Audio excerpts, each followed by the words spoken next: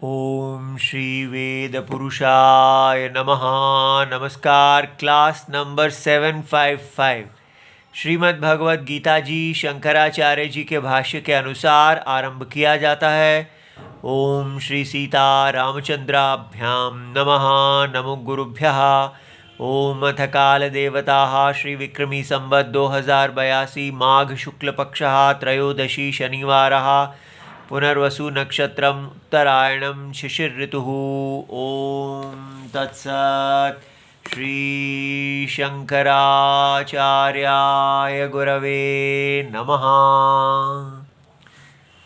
पितामहमस्य जगतो माता धाता पितामहः वेद्यं पवित्रमोंकार ऋक्सामययुरेव च।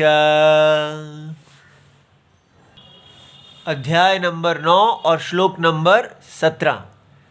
पुस्तक है Gita press Gorakhpur, book number 10, Shankaracharya ji के भाष्य वाली भगवत गीता जी। अच्छा जी, तो क्या विषय चल रहा है? भगवान ने हमें कहा है कि कुछ ऐसे लोग होते हैं जो उनकी अवज्ञा करते हैं, उनका अपमान करते हैं। और भगवान का अपमान यहाँ पर कोई मिस्टर गॉड का अपमान नहीं है। यहाँ सत्य के विपरीत जानना सत्य का अपमान है, और सत्य को सत्य के अनुसार जानना सत्य का मान है। और तो क्या सत्य है? ये सारा जगत का सत्य जो है वो भगवान नारायण, उनको ही हम भगवान नारायण कहते हैं।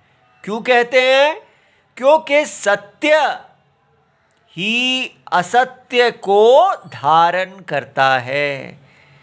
ये एक बिल्कुल अलग चीज है जिसको संसार में कोई नहीं जानता। वेद की दृष्टि एक ऐसे ईश्वर जो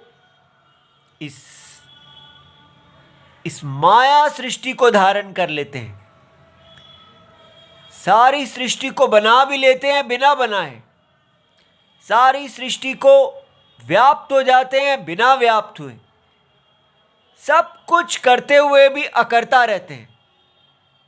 ये हमको भगवान समझाने की कोशिश कर रहे हैं। और ये सब सिद्ध कैसे होता है? सत्य और असत्य। सत्य को नहीं जानने से सत्य के अंदर विपरीत प्रतीति आ जाती है। ये लोक प्रसिद्ध है। और इसी के आधार पे भगवान हमें बता रहे हैं कि वो जगत की आत्मा हैं। जगत की आत्मा माने जगत को व्याप्त सत्यम। और भगवान ने हमें पिछले श्लोकों में अध्यक्षत्वम बताया है कि वो इस सारे जगत के अध्यक्ष हैं, अर्थात जिनकी अध्यक्षता में, जिनके होने में, जिनकी चक्षुओं में, जिनके साक्षित्व में ये सारा जगत अपने अपने कार्य को करता है। लेकिन वो निर्विकार उदासीनवत आसीन रहते हैं। ये सब कैसे होता है? हमें सदा देखते जाना है कि कैसे हमारे शरीर में भी क्षेत्रज्ञ उदासीन है, किसी क्रिया में वो व्यापृत नहीं है, अक्रिया है। लेकिन उन्हीं की अध्यक्षता में क्षेत्रज्ञ, निर्विकार क्षेत्रज्ञ की अध्यक्षता में ही सारा विकार हो रहा है। शरीर में सारी इंद्रियां इत्यादि सब काम कर रही हैं, लेकिन उनके अध्यक्ष क्षेत्रज्ञ निर्विकार साक्षी है। वो ही सारे शरीर को सत्ता प्रदान कर रहे हैं। सारी इंद्रियों में वही व्याप्त हैं, वही कर्ता भोक्ता सब कुछ होते हुए भी अकर्ता अभोक्ता है। ये सब हमको अपने अंदर देखना है। ये ज्ञान का विषय है, ये बिलीफ का विषय नहीं है। उसके बाद भगवान ने हमें बताया है कि कैसे उनको ज्ञानी लोग एकत्वेन पृथक्त्वेन बहुधा, एक ही भगवान को वो एक रूप में देखते हैं।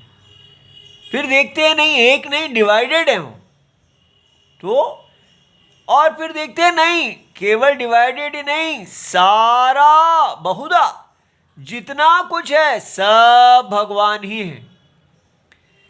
तो ये सब कैसे संभव हो जाता है? सत्यम, सत्यम सारी अपने अज्ञान प्रतीति परसेप्चुअल रियलिटी के वो एकमात्र सत्य हैं। एकत्वम, पृथक्त्वम जो जो उसमें देवता आदि इस सारी स्थूल शरीर को अनुग्रह कर रहे हैं, वो सब पृथक देवता भगवान ही है। और जो सारे के सारे जीव हैं जड़ चेतन, वो सारे बहुधा में भी भगवान ही है। भगवान माने सत्य। तो इस प्रकार हमारी जो यहाँ वैदिक सभ्यता, वेद आधारित ये सभ्यता भारत की है, उसकी पूजा पद्धति को समझना है। उसमें कोई भी विरोध नहीं है। एक ही ज्ञानी एकत्व भी देखते हैं और पृथक उपाधि में देवताओं को भी देखते हैं, और उन देवताओं के द्वारा अनुग्रहित ये सारे जीवों के अंदर भी एक ही नारायण को देखते हैं। कोई विरोध नहीं है। उसी को समझाते हुए अब भगवान बता रहे हैं कि कितनी बहुधा हर जगह एक ही सत्य की व्याप्ति है। तो देखिए यहाँ पिता अहम अस्य जगतः, मैं इस जगत का पिता हूँ, माता इस जगत का माता। तो ये सारी जो अब श्लोक आने लगे हैं, भगवान कहने लगे हैं मैं ये भी हूँ, मैं ये भी हूँ, मैं ये भी हूँ, तो अधिकतर ये सारे श्लोक बर्बाद हो जाते हैं। हम कहते हैं अच्छा भगवान आप ये भी हैं, ये भी हैं, ये भी हैं, तो ठीक है, अब समझ गया, अब आगे चलते हैं। इसका उद्देश्य जो है वो क्या है? क्यों भगवान इतने श्लोकों में कह रहे हैं कि इस नाम रूप में भी मुझे देखो, इस राम रूप में भी मुझे देखो? तो हमें देखना है कौन है ये। तात्पर्य हमारा ये इसमें है। पिता, जगत के पिता कौन है? क्षेत्रज्ञ, जिनको बताया गया अध्यक्ष, उदासीनवदासीनम, परम सत्य। और अज्ञान के कारण जो बीज उपाधि माया, अज्ञान, अज्ञान में से विपरीत ज्ञान, अज्ञान कारणम होता है विपरीत ज्ञान का। तो ignorance is the reason for mistake. तो क्या हुआ? वस्तु के अज्ञान के कारण मिस्टेक हो गई। तो क्या उसमें से वही है सारी सृष्टि। सृष्टि का बीज रूप अज्ञान और सृष्टि का विपरीत ग्रहण, मिस्टेक जो है वो सृष्टि।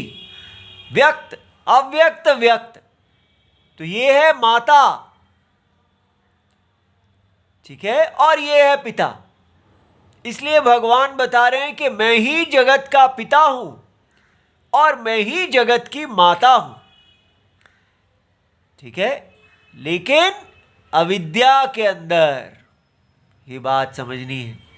इसलिए भगवान ये जो ऐसा बता रहे हैं तो वो दिखा रहे हैं अपना पृथकता, बहुधा, एक होते हुए भी किस प्रकार वो अनेक हैं, और इसमें कोई विरोध नहीं है।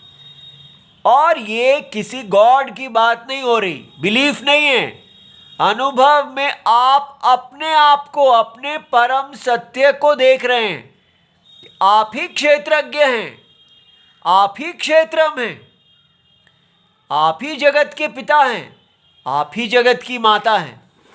इसलिए यहाँ जो कुछ भगवान अपने बारे में बताएंगे, अगर हम कहेंगे ये भगवान का वर्णन चल रहा है तो हमें लगेगा ठीक है, लेकिन अगर आप इसको ऐसे देखेंगे कि ये आपके सत्य का वर्णन चल रहा है, तो ये एकदम बहुत गहरा, गंभीर हो जाएगा। अरे तो बात सत्य है, ठीक है, मैं अपने आप को केवल एक देह समझ रहा हूं, लेकिन वास्तव में देही तो सर्वव्यापी है।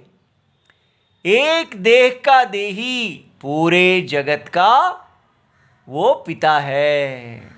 सारे देही में कोई परिच्छिन्नता नहीं है, देही सर्वात्मा है, ठीक है। तो जो बात भगवान ने मंत्र में बताई थी कि एको देवः सर्वभूतेषु गूढ़ः, वही सब आप इस प्रकार सब उपाधियों में एक परम सत्य है। सो पिता अहम अस्य जगतः, इस जगत का मैं पिता हूं, माता। तो आप पिता और माता हैं, आप दोनों के से ये संसार उत्पन्न होता है। तो हम लोग, आप लोगों के कारण यहाँ पर ये दुख और सुख प्राप्त कर रहे हैं।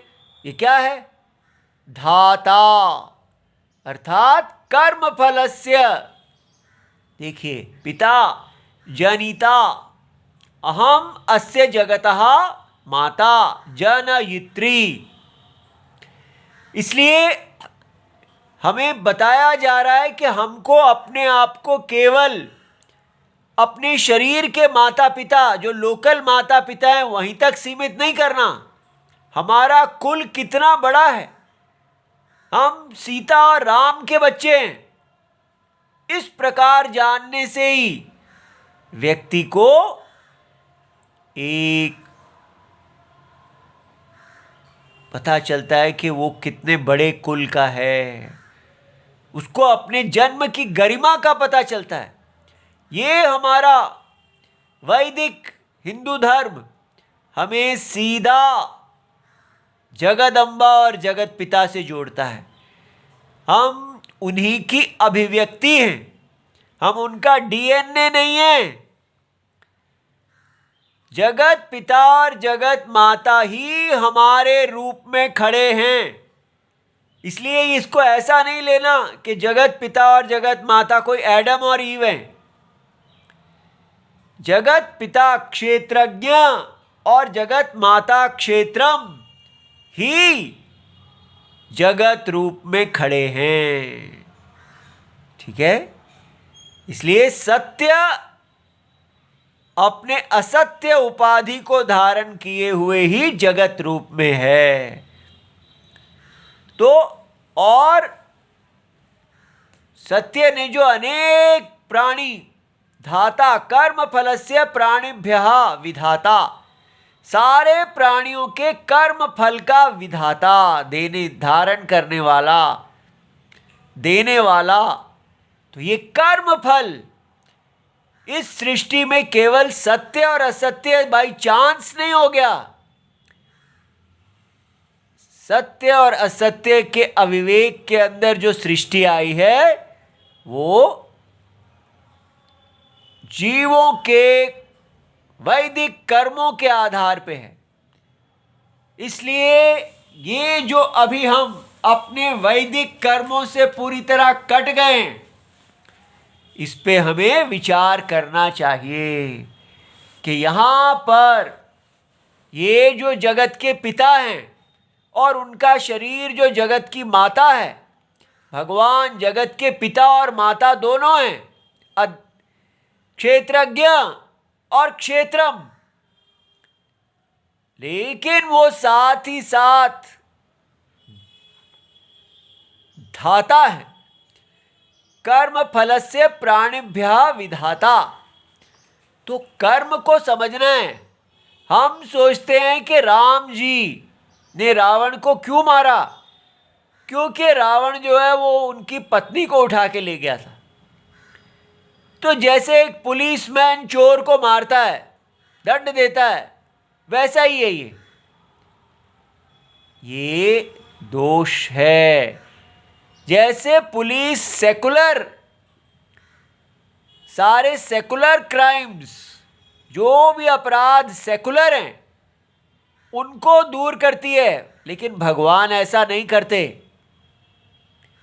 भगवान वैदिक धर्म के संरक्षक हैं। वैदिक धर्म के आधार पर कर्म के फल मिलते हैं, ना कि लोकल कॉन्स्टिट्यूशन के आधार पर, हमारे यहाँ के संविधान के आधार पर। ये जो हमने अपना संविधान बना लिया और उसी को ही हम कह रहे हैं वही अपराध संहिता है। वे वैदिक यज्ञ में हम जो सारे जीव भगवान के यज्ञ में जन्म लेते हैं, जन्म से, वो जन्म से हमारा जो वर्ण आश्रम धर्म है, ये धर्म है। रावण को जो दिखाया जाता है कि वो राम जी की पत्नी को ले गया, उसका उपलक्षणम क्या है, उससे क्या बताया जा रहा है कि जो व्यक्ति काम के अधीन हो जाता है वो साक्षात अम्बा, जगदम्बा का ही वैरी हो जाता है। जगदम्बा यज्ञ रूप हैं, सीता जी यज्ञ रूप हैं, और उसने सारे उस यज्ञ रूप वेदी को ही हरना चाहा। उस यज्ञ को अपने उपभोग में लाना चाहा। ये यज्ञ आपके उपभोग के लिए नहीं है, ये यज्ञ देवताओं के यजन के लिए है।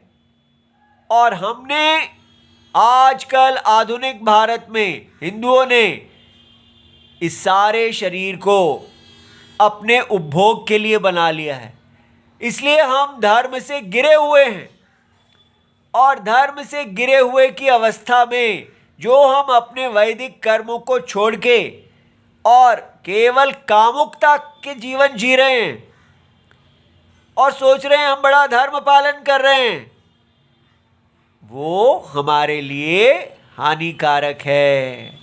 क्योंकि कर्म के फल हमें शरीर देते हैं, ना कि हमारी कॉन्स्टिट्यूशन। इसलिए याद रहे, रावण ने वैदिक धर्म का उल्लंघन किया था।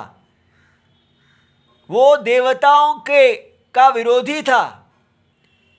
जब आप देवताओं के हित में नहीं जीते हैं, देवहितम यदायु, जब हमारी आयु देवताओं के हित में नहीं होती है, केवल भोग के लिए होती है। आप देखिए पिछले 2-4 श्लोकों से पीछे ही भगवान ने कहा है, जो लोग आसुरी संपत्ति, अपने शरीर को ही आत्मा मानने वाले हैं, वो सबसे नीच हैं। तो रावण अपने आप को शरीर मानने वाला है, वो सोचता है आत्मा है ही नहीं, इसलिए वो वैदिक धर्म के विरुद्ध हो जाता है। और यही हाल हम सबका है। इसलिए कर्म फल है, ये नहीं सोचना कि राम राज्य कोई बीजेपी लेके आएगी, कोई पॉलिटिकल पार्टी लेके आएगी। राम जी का राज्य सदा है। भगवान कह रहे हैं मैं धाता हूं, कर्म फल का देने वाला, प्राणिभ्यः विधाता कर्म फलस्य। तो भगवान अगर कर्म फल के विधाता हैं तो फिर राजा कौन हुआ? राम जी राजा हैं। तो जैसा जो कर्म करेगा वैसा फल पाएगा। अगर हम अपने वैदिक कर्मों को, वर्णाश्रम धर्म को तिलांजलि देके बाजारवाद को ही स्वीकार करेंगे तो उसका फल हमको भोगना पड़ेगा। ठीक है, इसलिए ये अच्छी तरह समझ जाइए कि इस समय भी राम राज्य ही है। राम जी ही राजा हैं, यज्ञ पुरुष राजा हैं, सदा थे सदा रहेंगे। और अगर प्रजा उस यज्ञ विधान के विरुद्ध जाती है, काम के वश में आके, तो उसको उसका फल प्राप्त होगा। तो इसलिए हमें अत्यंत सावधान होना चाहिए। धर्म की दृष्टि से हम सब आधुनिक हिंदू अपने यज्ञ स्थान से गिरे हुए हैं, पतित हैं। हमें पावन होना चाहिए। फिर क्या कहते हैं भगवान? पितामहः, पितुः पिता, मैं पिता का भी पिता हूं। अब ये कैसे भाई? भगवान आप पिता के पिता हैं, ये कैसे समझें? तो ये देखिए, पिताजी क्षेत्रज्ञ, आप अनुभव में देख सकते हैं। क्षेत्रम, माता, इन दोनों का परम सत्यम जगत की आत्मा, वो पितामह। ठीक है? तो निर्गुण, निर्गुण भगवान जो हैं, जगत की आत्मा, परम सत्यम, वो ही अविद्या में क्षेत्रज्ञ और क्षेत्र रूप में पहचाने जाते हैं। इसलिए भगवान पितामह हैं। तो यहां पर अधिकतर ब्रह्मा जी को पितामह कहा जाता है, लेकिन वो तब है अगर स्थूल शरीर को हम पिता और स्थूल शरीर की आत्मा को पिता और स्थूल शरीर को माता मानते हैं। तो ब्रह्मा जी क्योंकि स्थूल शरीर को उत्पन्न करने वाले हैं, तब ब्रह्मा जी पितामह हो जाते हैं। तो आप जैसा चाहें देख सकते हैं। अगर ब्रह्मा जी को पितामह मानते हैं सूक्ष्म शरीर, तो स्थूल शरीर के अभिमानी भगवान पिता और उनका शरीर माता है। ठीक है? किसी भी प्रकार से देखते हैं, पूरा ये यज्ञ सत्य और उनकी अविद्या कल्पित उपाधि है। वेद्यम, अब ये देखिए, वेदितव्यम, जानने योग्य, ये बहुत बड़ी चीज है। बाइबल कुरान इस बात को बताते हुए थकते नहीं हैं कि हमारे भगवान वेद्य नहीं हैं, बिलीफ के विषय हैं। उनके गॉड और अल्लाह, वो कोई कहे वेद्य तो वो उनको गुस्सा आ जाता है। वो कहते हैं हमारे गॉड और अल्लाह वेद्य, वेद्य माने जानने के विषय नहीं है, वेदितव्यम नहीं है, वो केवल बिलीफ के विषय हैं।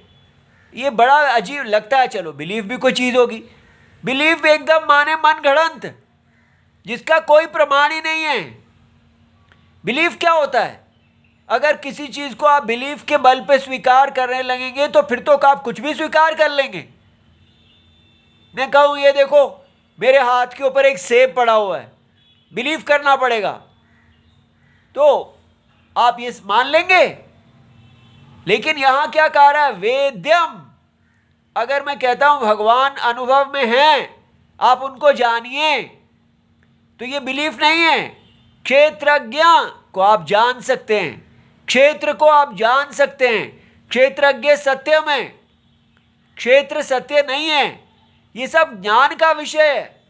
कितना बड़ा शास्त्र में ये भगवान अपने आप को वेद्यम कह रहे हैं।